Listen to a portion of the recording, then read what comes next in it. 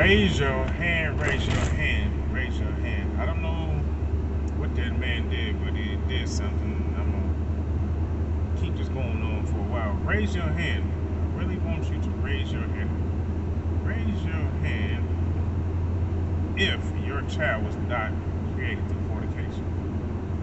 Raise your hand. The reason why I state that is because I hear many preachers, many ministers, many folk that take their seat or take a stand in the pulpit and they talk about fornication. They act as if they never did. They act as if they've been delivered from it. Huh? They act as if it's like they don't even do it. Well, how did those kids get here? And by the way, if you do have a child out of wedlock and you weren't married, that child is a bastard. If you don't believe in the Bible in the King James Version, and say what you want to, but in that book where it says Deuteronomy 23 verse 2, a bastard should not enter into the congregation of the Lord, even to his 10th generation shall he not enter.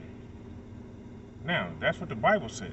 Now, you go find and look up what a bastard is. It didn't change so much throughout the dictionary. But that's what a bastard is.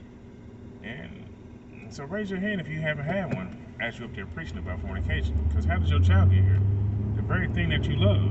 If you remove fornication, you wouldn't have your child. The very thing that you do so outrightly so-called love, Mr. Preacher Man, is, or Mrs. Preacher Man, or Mrs. Preacher Woman, whatever the case may be, is a child that was born through sin, born through fornication, born doing something she wasn't supposed to be doing because you're supposed to be married.